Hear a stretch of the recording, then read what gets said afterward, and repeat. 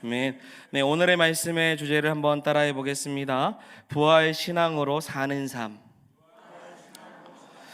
네, 부활 신앙으로 사는 삶이란 주제로 로마서 6장 3절부터 9절까지의 말씀을 함께 보도록 하겠습니다. 오늘은 부활 주일입니다. 2000년 전 오늘 이른 새벽에 우리 구주 예수님은 부활하셨습니다.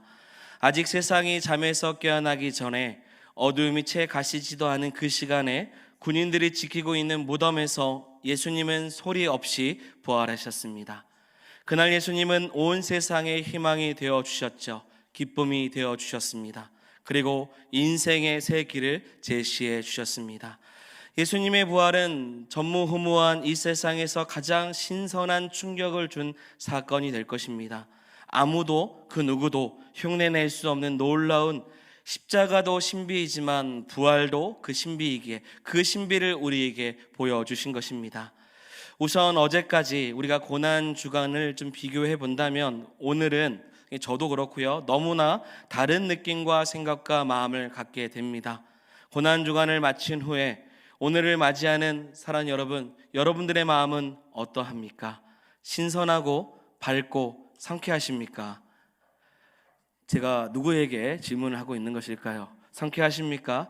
이제 고난주간이 끝났습니다. 우리가 부활하신 예수님으로 우리의 마음이 기쁨이 가득하기를 소망합니다. 상쾌하기를 원합니다. 우리 옆 사람과 축복하며 선포합시다. 예수님 부활하셨습니다. 맞습니다. 우리 예수님 부활하셨기에 우리도 이제 고난이 아닌 기쁨의 귀한 자리를 통해서 우리의 마음에 기쁨이 가득하기를 소망합니다. 자, 여러분, 우리 구주 예수님께서 부활하셨습니다. 이 말을 들을 때 어떤 생각이 드십니까? 이 선언이 어떤 이에게는 공허한 말처럼 들릴 것이고요, 어떤 이에게는 황당한 이야기이며 어떤 이에게는 가짜 뉴스 정도로 생각하며 여겨질 것입니다. 그러나 우리 그리스도인들에게 이 선언은 여러분 복음 그 자체입니다. 예수님을 따르는 이들에게 예수님 부활하셨다라는 말은 복음 그 자체이기 때문에 감사해야 되고 감탄해야 되는 것입니다. 저에게 있어서 이 세상의 가장 아름다운 장면 중에서, 가장 찬란한 장면 중에서 그 모든 것을 생각해 본다면 저는 부활하신 장면을 생각할 수밖에 없습니다. 여러분, 예수님의 부활하신 장면을 한번 상상해 보시기를 바랍니다. 하늘문이 열리고요, 천군 천사의 찬양이 울려 퍼지는데 하늘과 땅이 흔들리기 시작하는 거죠. 이 장면은 영광이고 또 영광입니다. 이 장면이 바로 우리에게 선물로 주어진 장면이죠. 우리는 영적으로 눈을 떠야 합니다. 그래야 이 신비한 모습을 영적인 안목으로 바라볼 수 있기 때문입니다. 그 모습을 보아야, 부활하신 주님을 체험하고 바라봐야만이 우리의 신앙이 흔들리지 않을 것입니다. 초대교회 성도들은요, 예배를 드릴 때마다 마라나타 주 예수여 오시옵소서 라고 서로 격려했다고 합니다. 또한 그들이 매주 모여서 예배하는 날, 이게 주일이죠. 주님 부활하시는 그날을 기념하여 주일마다 주님께서 부활하셨습니다, 다시 사셨습니다, 주님의 사심을 선포하며 격려하며 인사했다고 합니다. 지금도 그 인사는 동방교회를 비롯해서 여러 교회의 부활절 전통으로 남아 있습니다. 박해를 받았던 시절에 카타콤 지하 공동묘지에서 예배를 드릴 때도 그들은 모일 때마다 서로 예수님 부활하셨습니다, 다시 사셨습니다, 이 인사를 가장 먼저 나누었다라고도 이야기합니다. 여러분, 이것이 가능한 것은 부활 신앙이 있었기 때문입니다. 여러분, 부활 신앙이 있기에 그들은 당당히 박해에 맞설 수 있었고 환난과 핍박을 견딜 수 있었던 겁니다. 가끔 사람들은 생각 없이 나 죽으면 끝이지, 이런 생각을 하며 말할 때가 있는데요, 여러분, 이것은 부활을 모독하는 말입니다. 아주 망령된 말이죠. 불신의 말이죠. 수치스러운 말입니다. 예수님이 부활하신 이후에 우리는 의롭다 칭함을 받은 사람이 되었습니다. 할렐루야. 값없이 주신 은혜로 새로운 존재가 되었어요. 우리의 가치가 완전히 달라졌습니다. 왜냐면요, 이 세상에서 가장 근본적인 문제인 죽음의 문제를 주님께서 해결해 주셨기 때문입니다. 예수님의 부활로 인해서 이 죽음의 문제가 한순간 다 바뀌게 된 것이죠. 여러분, 부활 신앙은 복음입니다. 복음은 우리를 살려요. 그래서 우리의 죽음의 문제와 삶의 모든 대상과 같은 문제를 부활신앙, 이 복음이 해결해 주는 줄 믿습니다. 그래서 한번 따라해 봅시다. 부활신앙이 복음이다. 예, 부활신앙을 갖고 이것이 복음인 줄 믿고 살아가는 성도가 되기를 소망합니다. 그래서 사도 바울은요, 왜 복음이 부활의 신앙인지 고린도전서 15장에 이렇게 말을 합니다. 1절 말씀 한번 같이 보겠습니다. 형제들아, 내가 너희에게 전한 복음을 너희에게 알게 하노니 이는 너희가 받은 것이요 또 그 가운데 선 것이라.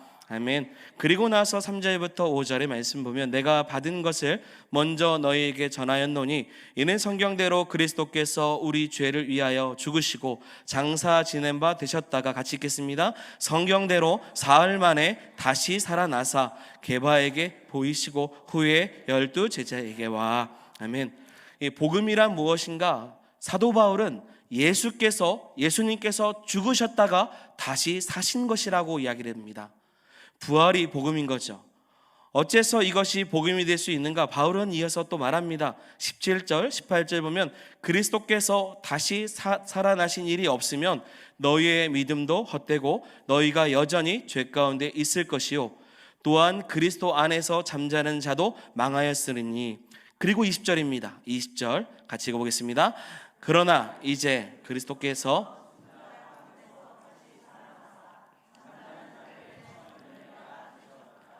아멘. 그리고 22절이죠. 아담 안에서 모든 사람이 죽은 것 같이 읽겠습니다.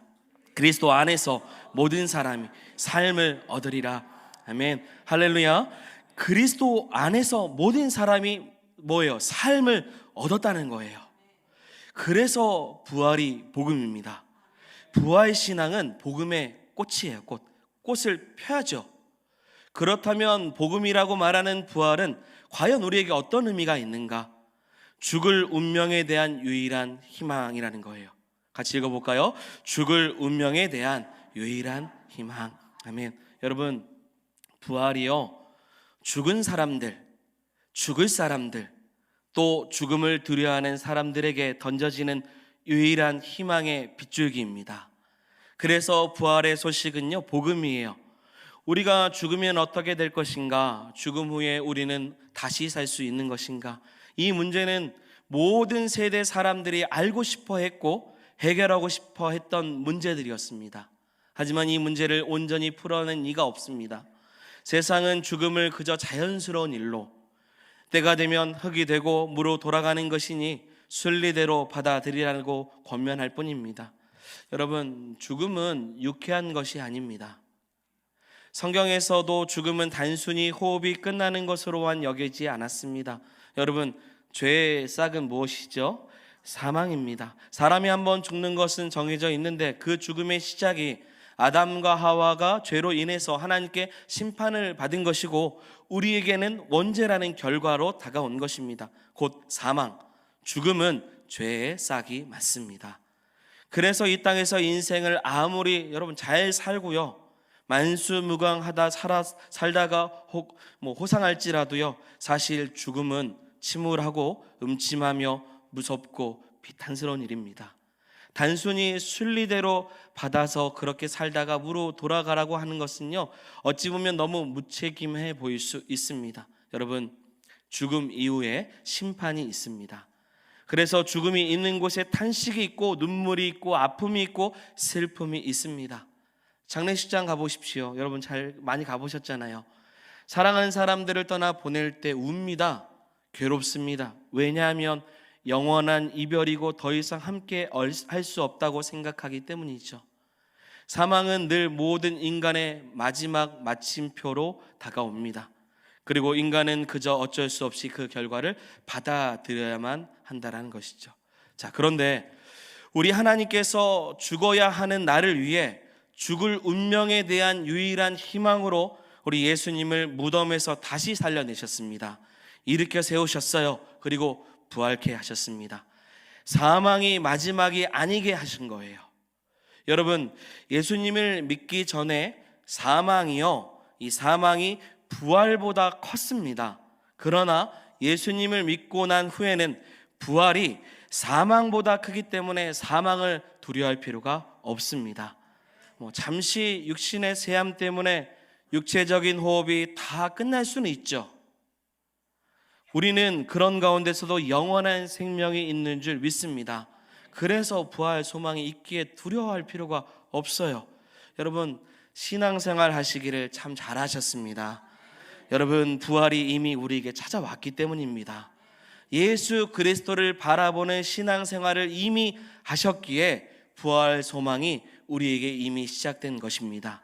그러니 무서워하지 마시고요, 더 이상 우리에게 힘을 낼 수 없는 죽음 앞에서 두려워하지 마시기를 소망합니다. 그래서 성경은 선포하고 말합니다. 사망아, 너의 승리가 어디 있느냐? 어디 있느냐? 사망아, 네가 쏘는 것이 어디 있느냐? 어디 있느냐? 예수 그리스도의 부활은 이미 부활을 믿는 모든 자들에게 죽음 앞에서 당당할 수 있는 힘을 허락해 주셨습니다. 그래서 오늘 우리는 이렇게 선포합니다. 여러분, 그리스도께서 부활하셨습니다. 죽음을 이기시고 부활하셨습니다. 진실로 부활하셨습니다. 우리도 부활의 소망이 있습니다. 찬송가 442장에 저 장미꽃 위에 있으리라는 찬송가 아시죠? 1910년에 오스틴 마일즈라는 분이 만든 곡입니다. 이분에게 한평생 함께했던 절친한 아담 가이벨이라는 친구가 있었습니다. 하지만 아담 가이벨은요, 그만 어렸을 때 질병 때문에 앞을 보지 못하고 또 여러 질병에 놓여 있게 되었습니다. 정말 힘들게 살았어요. 그렇게 살다가 결혼하게 되고 딸을 하나 두었는데 애지중지 키웠던 이 딸을 시집 보내고 얼마 안 지나서 사위가 불의의 사고로 목숨을 잃게 되었습니다. 마일즈는 가까이 있는 절친 이 아담 가이벨에게 비담하고 낙심하고 절망하고 있는 그를 위해 위로의 찬양을 하나 만들어 주게 됩니다. 그가 그때 묵상했던 말씀이 요한복음 20장이었고요. 그 말씀을 읽다가 놀라운 은혜를 받기 시작해요. 여러분, 요한복음 20장에 마리아가 슬픔과 절망으로 예수님의 무덤에 갔다가 부활하신 예수님을 만나서 기뻐하는 장면이 나옵니다. 이 장면이 이 마일즈의 머릿속에 떠오른 거예요. 그때 본인도 부활하신 주님을 만났습니다. 죽어도 사는구나. 영광스러운 모습으로 부활하는구나. 주님이 말씀하신 천국에 영원히 사는구나. 이 땅에서 사는 모든 것은 썩어질 것이고 고통은 한순간이구나. 결국 주님과 동행하는 삶을 사는구나. 모든 슬픔이 사라지고 마음의 기쁨이 가득할 그날이 있구나. 이 마음을 기억해서 지금 이 찬양을 만들게 된 겁니다. 그래서 이 찬양 가사를 이제 아담 가이벨에게 들려줘요. 저 장미꽃 위에 있을 아직 맺혀 있는 그때에, 여러분, 이 그때가 언제냐면 예수님께서 부활하신 그 새벽을 의미하는 것입니다. 그리고 십자가에 달려 돌아가신 주님에 대한 슬픔을 안고 동산에 올라가요. 바로 그때 들렸던 부활의 주님의 음성이 너무 선명하고 분명하다라는 겁니다. 부활의 주님의 음성을 듣고 그분과 함께 동행하는 삶을 사는 것이 축복이구나. 부활 신앙을 살아야 되겠구나. 이런 마음으로 이 찬양이 만들어졌다고 합니다. 죽음을 넘어서서 부활은요, 사랑하는 여러분, 주님과 동행하는 은혜를 우리에게 더해 줍니다. 자, 그래서 우리는 선포로 예수님은 부활하셨습니다 라고 말하지만 이 선포 속에서 우리는 주님과 동행하는 귀한 축복을 얻는 줄 믿습니다. 자, 그렇다면 우리는 이 부활 복음을 어떻게 하여 참여할 수 있는지, 부활 신앙을 살아갈 수 있는지, 여러분, 단순히 부활이 그런 의미만을 생각하면서 그래 그 가치를 생각해서 오늘 절기이니 오늘 함께 기억하고 기념하자, 이런 것으로 우리가 부활의 그 복음에 동참하는 것이 전부일까요? 아닐 것입니다. 사실 2000년의 시간의 역사를 거쳐 오면서 이 기독교 신앙이 부활 신앙이라는 것은 세상 사람들도 다 알고 있습니다. 때로는 기독교인들보다 비기독교인들이 이 부활의 의미를 더 명료하고 설득력 있게 해석하기도 해요. 그러나 세상 사람들이 아는 부활에 대한 의미의 수준이 단지 이 정보에서만 머물게 된다면, 우리에게도 그렇게 그냥 기념만 된다면, 이것은 내가 죽어도 결국 예수님처럼 다시 살 수 있다라는 마지막 날에 안정장치 정도에 불과할 것입니다. 이게 무슨 말이냐면 이 땅을 살면서 부활의 신앙이 전혀 힘을 발휘하지 못하는 거죠. 죽으면 부활이 있지, 이 정도로만 기념하게 된다는 거죠. 혹은 부활이 있으니 희망을 잃지 말고 살자라는 인생의 지침서 정도만 될 것입니다. 이것으로 우리가 부활을 함께 기억하고 참여하는 것이 아닐 것입니다. 우리는 어떻게 이 부활의 복음에 동참하고 부활 신앙을 가지고 복음을 살아낼 수 있을까? 이제 오늘 본문에 대한 내용을 간략하게 봅니다. 첫 번째는 무엇이냐면 부활 신앙과 세례입니다. 뭐라고요? 부활 신앙과 세례예요. 교회 전통에서 부활절과 관련해 매우 중요한 예식 하나가 있었는데 그것은 바로 세례식입니다. 초대교회로부터 지금까지 교회는 예수님의 죽으심과 이 부활하심을 기억하며 세례를 베풀었습니다. 그래서 부활신앙과 여러분 세례는 굉장히 밀접한 관계가 있죠. 오늘 본문도 그 이야기를 하고 있습니다. 우리 4절 5절 로마서 6장 4절 5절 함께 살펴보죠. 읽겠습니다. 그러므로 우리가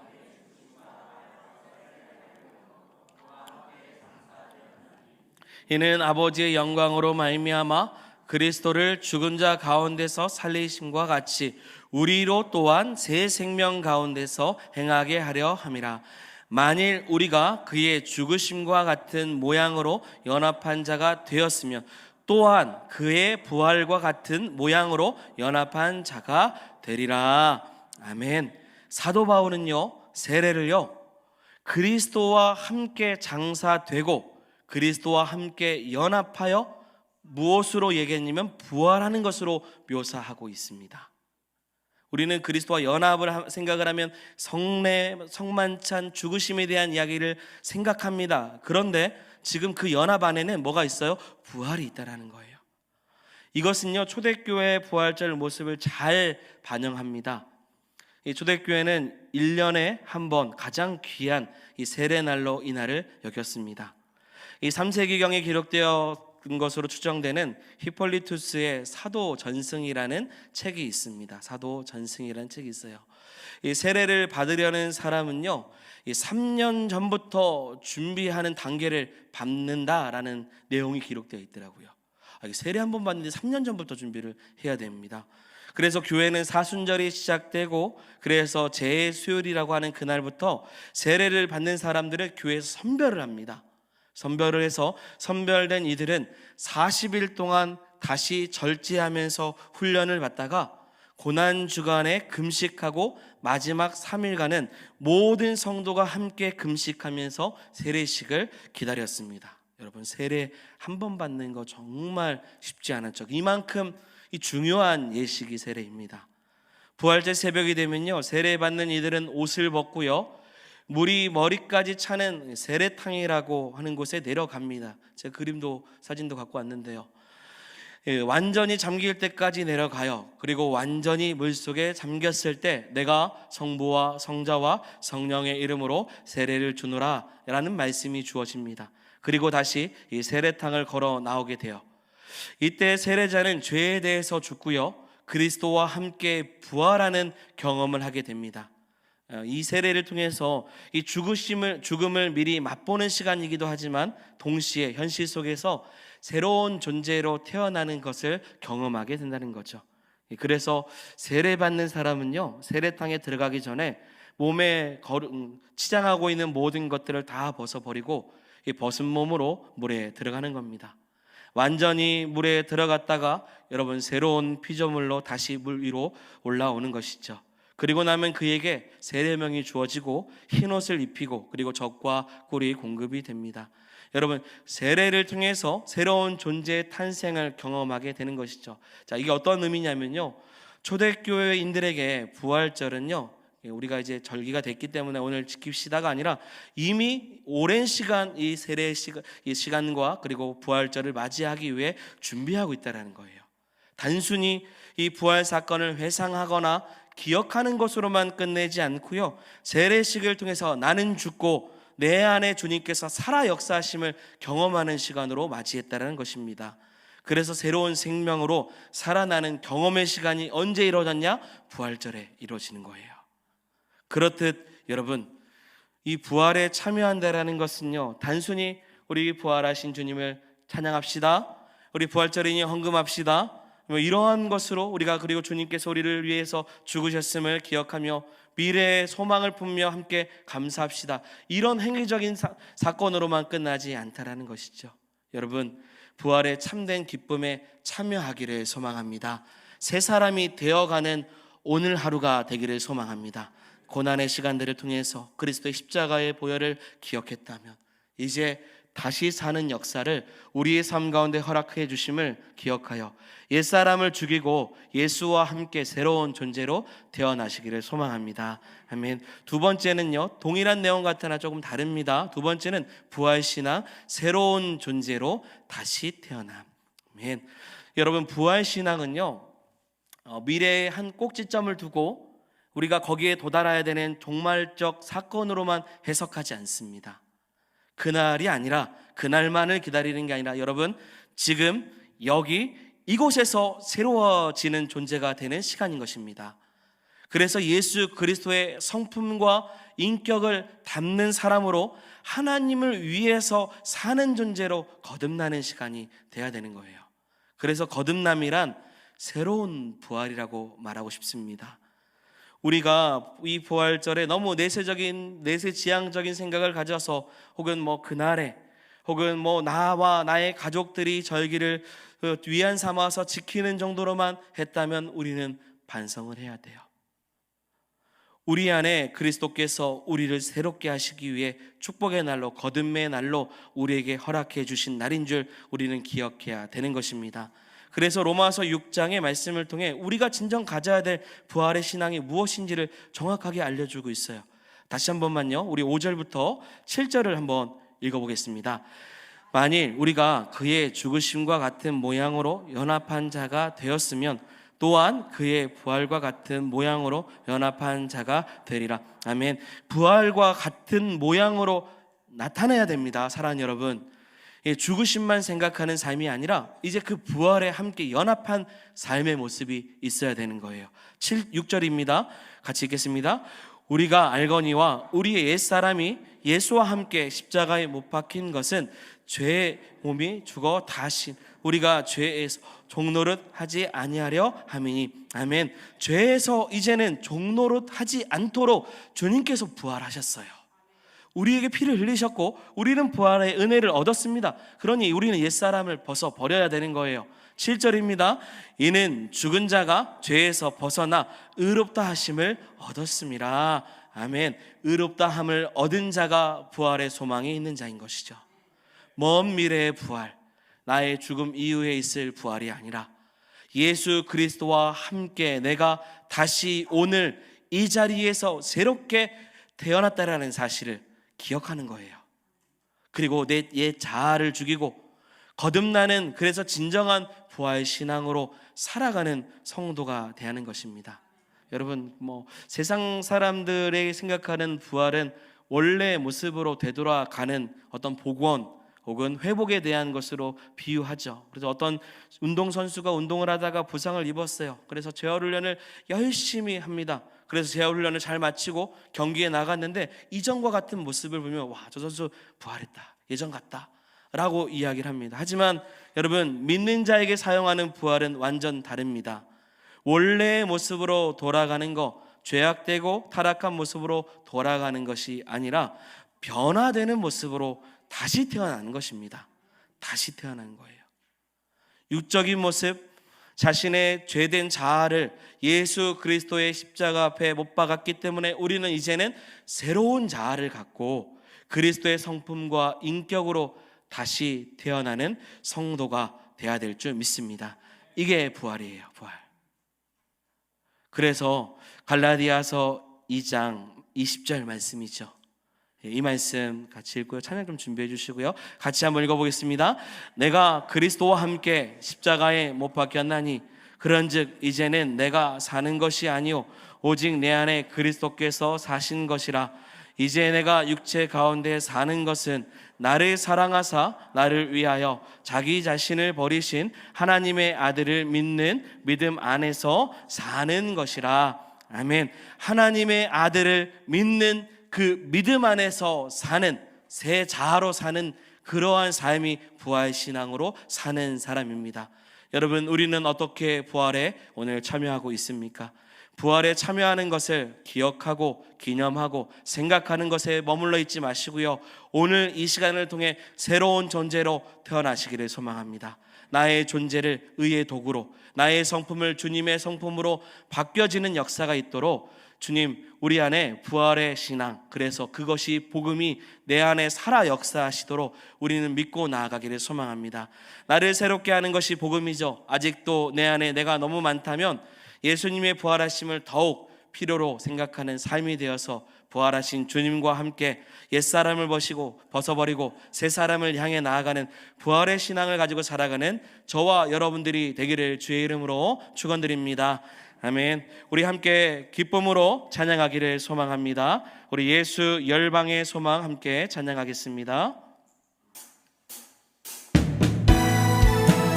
우리 힘차게 박수치며 우리를 구원하신 예수 그리스도의 이름을 함께 찬양하기를 소망합니다.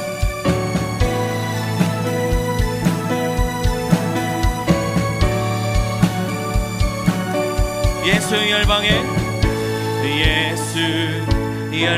소망, 예수 우리의 위로자, 주는 온 땅의 영. 그렇게 믿으십니까? 예수 어둠 속에 빛, 예수 변함없는 진리, 주는 온 땅의 빛이 되시네. 우리 위에 죽으시고 다시 사신 생명의 주, 우리 다 같이 주님만이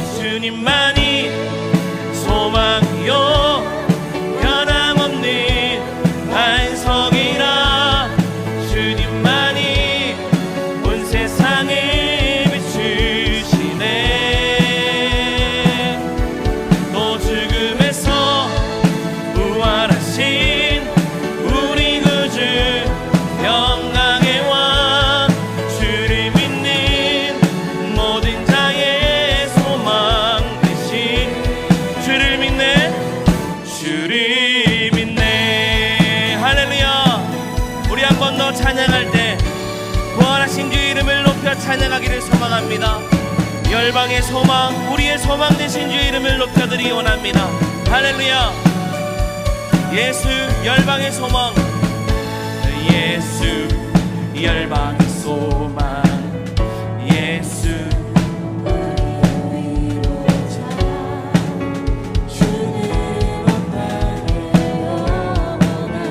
한 번 더 선포합니다. 예수 어둠 속의 빛, 예수 어둠 속의 빛, 예수 변함없는 진리, 주는 온 땅의 빛이 되시네. 우리 위에 죽으시고 다시 사신 생명의 주, 주님만이 소망이요 변함없는 반석이라, 주님만이 온 세상을 비추시네. 또 죽음에서 부활하신 우리 구주 영광의 왕, 주를 믿는 모든 자의 소망 되신,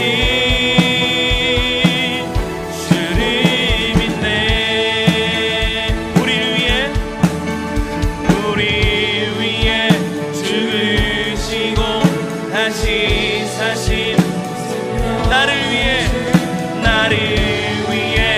죽으시고 다시 사신, 한 번 더 나를 위해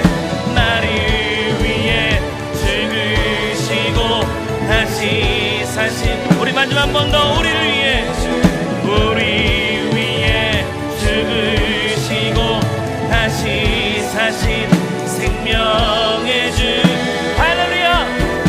주님만이 소망이요 변함없는 반석,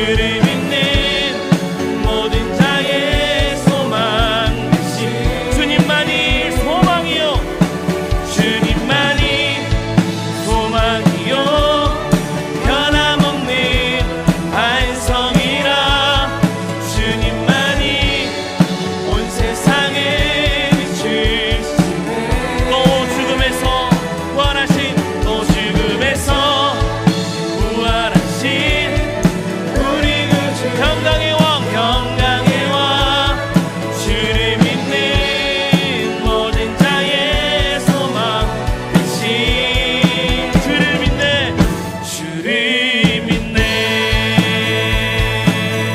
주를 믿네 주를 믿네 주를 믿네 주님만이 소망이요 변함없는 반석이라 주님만이 온 세상을 비추시네 우리 선포합니다 또 죽음에서 부활